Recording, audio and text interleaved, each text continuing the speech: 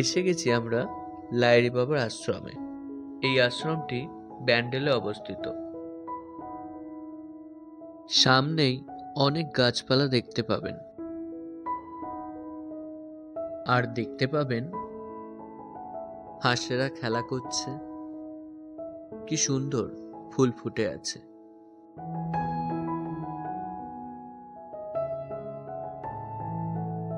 এই মন্দিরে সিংহবাহিনী দেবী দশভুজার মূর্তি রয়েছে।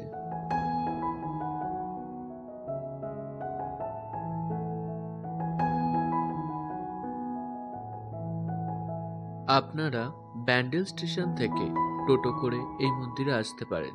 ভাড়া পড়বে 20 টাকা।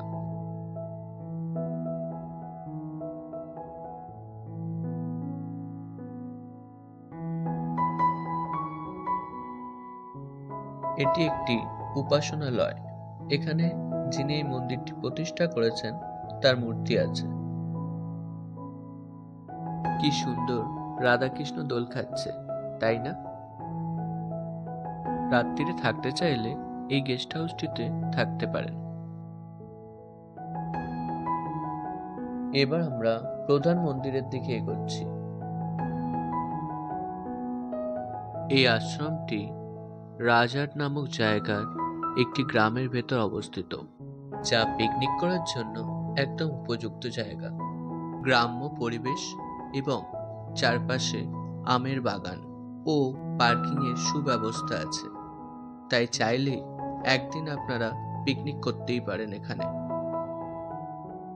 এই মন্দিরটি রোজ সকাল 10টা থেকে 12টা অবধি এবং বিকেল 4টে থেকে 6টা অবধি খোলা থাকে।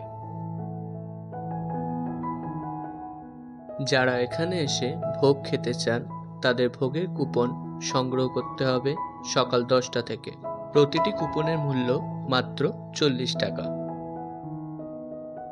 এই মন্দিরে প্রবেশের পূর্বে আপনাদের জুতো 2 টাকা মূল্যে জমা রাখতে হবে। এই মন্দিরের ভেতর অসংখ্য দেবদেবীর মূর্তি আছে, কিন্তু ভেতরে ছবি তোলা বারণ বলে আপনাদের দেখাতে পারলাম না। এই দেখুন, জলের ওপর মন্দিরটি অবস্থিত। মন্দিরে প্রবেশের পূর্বে মহিলাদের মাথায় কিছু চাপা দেওয়ার কথা বলা হয়, তাই অবশ্যই সাথে করে একটি ওড়না ক্যারি করবেন।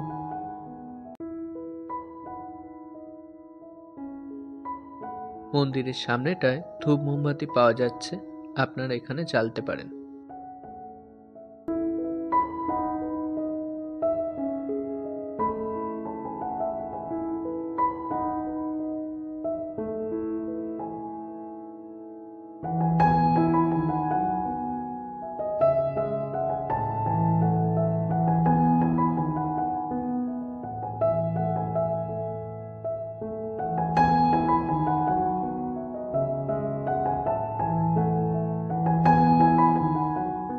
এখানে আপনারা দেখতে পাচ্ছেন রাম, লক্ষ্মণ ও সীতাকে, আর তার সাথেই আছে দুর্গা, কালী এবং শ্রীকৃষ্ণ।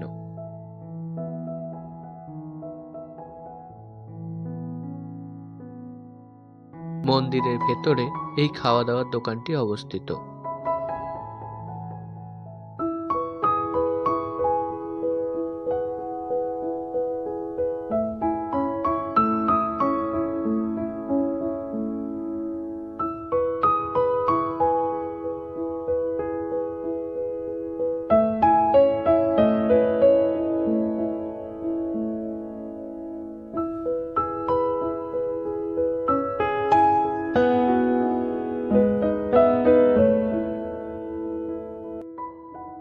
পালকিতে দেবী দুর্গা মা।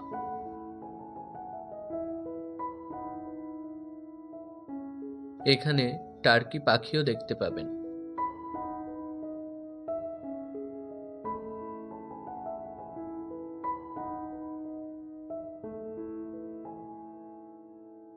সকল ধর্মের মেলবন্ধন, এই তার প্রমাণ।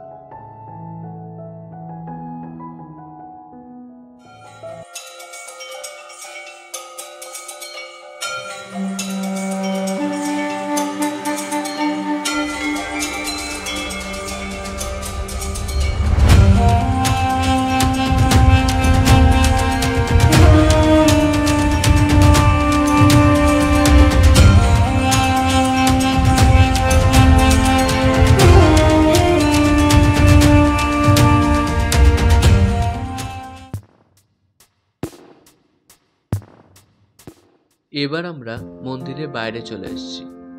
খাওয়া দাওয়া করে কেনাকাটা করে তারপর না বাড়ি যেতে হয়। চলুন।